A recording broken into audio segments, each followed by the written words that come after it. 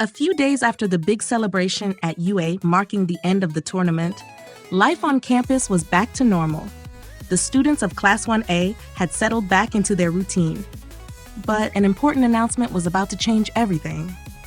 A time skip of 2 weeks. The sun rose lazily over the city of Musutafu. In the boys' dormitory, Goku stretched out long and slow, arms reaching up toward the ceiling.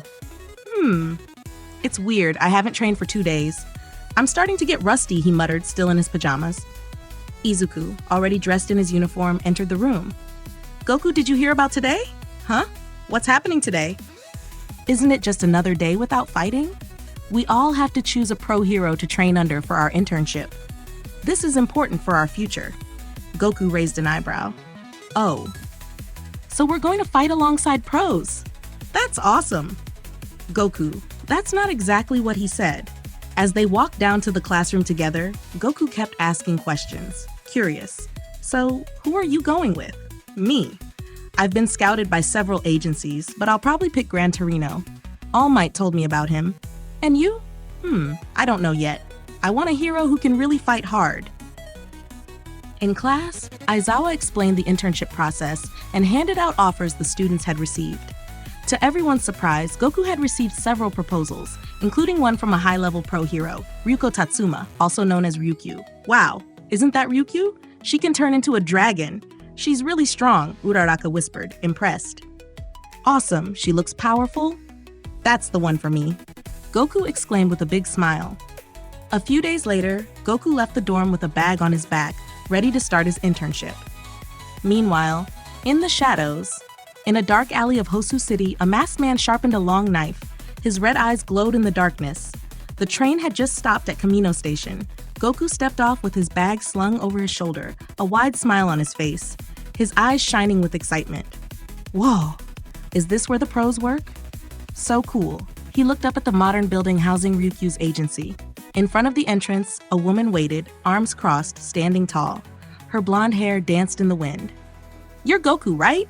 She asked calmly. Yes, that's me. You're Ryukyu? Dragoon Hero.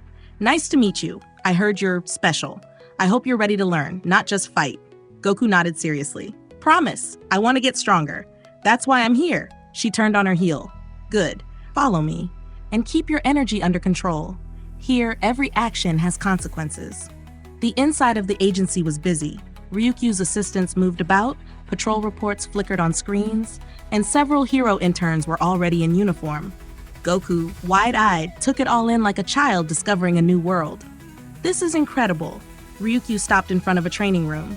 You'll start here. Show me what you can do. No need to go all out. I want to evaluate your control. Goku entered the arena with a big smile. Okay, I'll go easy. Well, I'll try. He took his place at the center of the arena. He wasn't quite sure how to show what he could do. He would have used Super Saiyan, but the energy reserves in his rejuvenated body wouldn't allow it yet. He took a deep breath and closed his eyes for a moment. Then, in a split second, he moved at high speed, creating after images all around the arena. His trajectory was impossible to follow with the naked eye. The floor vibrated with each step, and a gust of wind accompanied his movements. He appeared briefly on a wall, then on the ceiling, before reappearing on the ground. Ryukyu, watching from outside the arena, opened her eyes wide. I'd heard you were fast, but now, I can't even keep up. Goku stopped abruptly in the center, turning to her with relaxed arms. I didn't use my full speed, but I'm trying not to break the floor on day one, he replied with a small laugh. Around them, some interns were left speechless. Even without fire, lightning, or a barrage of attacks, he had silenced the room by his sheer presence. Did you hold back on purpose? Yeah. This body feels like it's still getting used to everything. If I push too hard, I might pass out, Goku answered, scratching the back of his head. Ryukyu observed silently. She'd seen plenty of young heroes, prodigies, brash ones, quiet ones, but him, he was different. You're a fighter, not a stuntman, and you know exactly where your limits are. That's rare at your age. Heck, I've seen quite a few, you know. She didn't answer, but her gaze lingered on his hands, his stance, his breathing. Very well. Starting tomorrow, you'll be assigned to one of my squad members for active patrol. If you're ready to learn, we'll see what you're worth on the field. Goku bowed slightly, clenching his fists. Count on me. But deep inside, a worry persisted. He felt something was off. His ki, it reacted strangely since arriving in this world. The next morning, Goku was already standing in his gear outside Ryukyu's secondary HQ. The sun was slowly rising over the rooftops of Hosu, casting long shadows between the buildings. A figure awaited him at the entrance. It was Haya, a nimble hero with reptilian traits, green skin-tight suit, a tail swaying gently with her breathing, and a mask covering her nose. "You're Ryukyu's new recruit?" she asked with a half-smile. "I heard you're fast. Let's see if you can keep up." "Heh, no problem," Goku nodded. "Got good cardio." She rolled her eyes. "This isn't a race. We watch the alleys, rooftops, suspicious movements. You don't need to be flashy, just sharp." Goku followed her through Hosu's narrow streets. The district was quiet that morning, but tension hung in the air, as if the city itself was holding its breath. After a few blocks, Haya slowed. "Stop. Did you feel that?" Goku closed his eyes. His ki, it fluctuated. A sharp, faint, aggressive presence was on the other side of the neighborhood. Not a monster, nor a thug. Someone with a controlled thirst for blood. He opened his eyes, serious. "Someone's fighting. Just 2 blocks away." Haya stared, surprised. "You can sense that? You don't even have a detector." But Goku was already running. Not like a panicked civilian, like a hunter. Silent, light, precise. In a dark alley among overturned trash bags and graffiti-covered walls, he saw him. A man on his knees, another standing, blade dripping in blood. A bandana masked his face, eyes full of hatred. Stain. Goku froze. He didn't know who the man was, but his ki was clear as crystal, cold, sharp, and bloodthirsty. The masked man, Stain, licked the blood from his blade. Mutz, the hero on the ground, trembled, paralyzed. Literally. He stopped him with just a cut. Weird, his energy doesn't look like anything I've seen before. From the rooftop, Haya joined Goku quietly, crouching beside him. "That's him." "Stain," she whispered, voice tight. "The hero killer." She wanted to call for backup, wait for Ryukyu. But Goku no longer listened.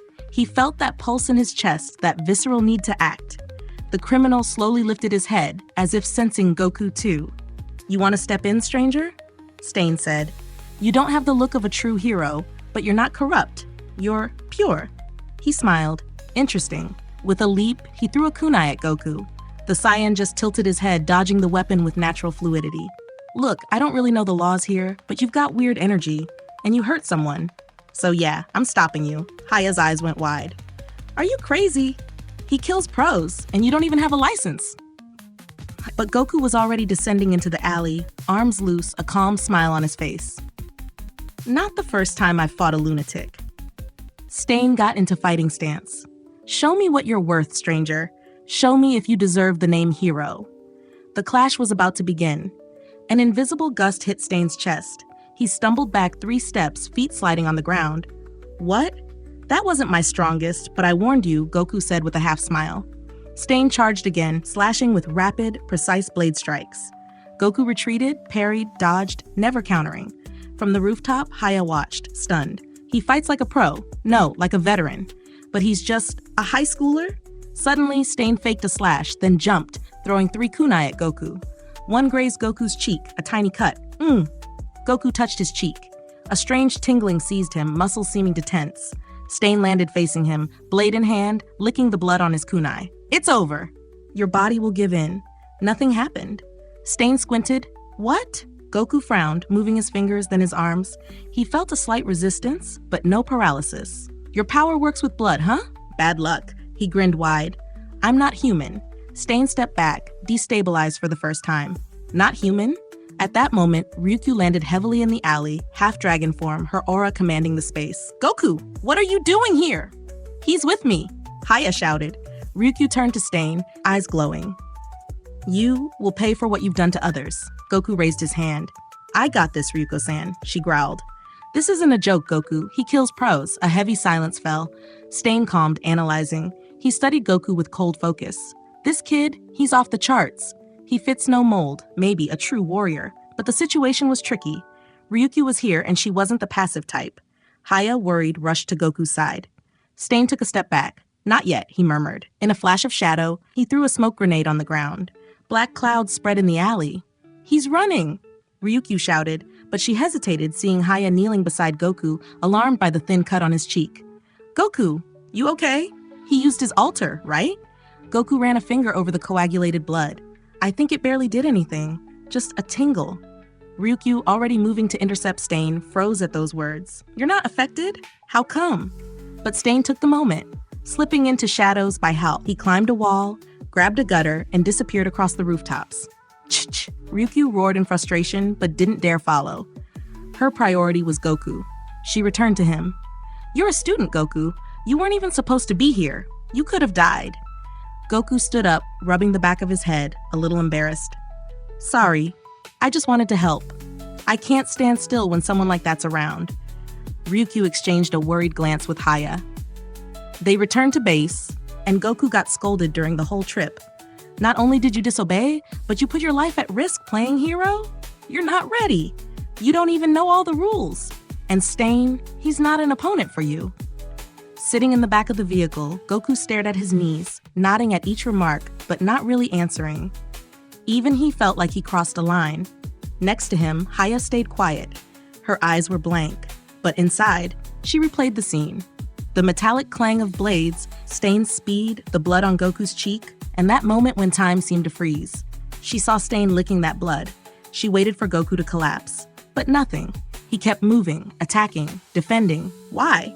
She couldn't explain what she saw. He didn't get paralyzed, even pros did. But him, what is he really? Ryukyu continued. You don't realize it, but if he had hurt you more seriously, taken you hostage, we'd all be in danger. Goku looked up, a bit confused but sincere. I just wanted to protect people. Ryukyu turned to him, calmer this time. You have a good heart, Goku, but this world is no fairy tale. Here, even the strongest can die from one mistake. Silence fell. Only the hum of the engine could be heard, and rain started pounding on the car roof. Haya, without looking at him, finally whispered, He cut you. Stain. With just one move, Goku scratched his head, embarrassed. Ah, yeah, but I guess I got lucky. But Haya kept watching him from the corner of her eye. That speed, that strength. It wasn't normal. Could it be that he has multiple? That's the hypothesis Haya kept to herself. She frowned slightly. No, it wasn't an ordinary altar. It didn't match. Then a thought bloomed in her mind. Such a crazy idea she almost dismissed it immediately. What if he had several? She stiffened at the idea.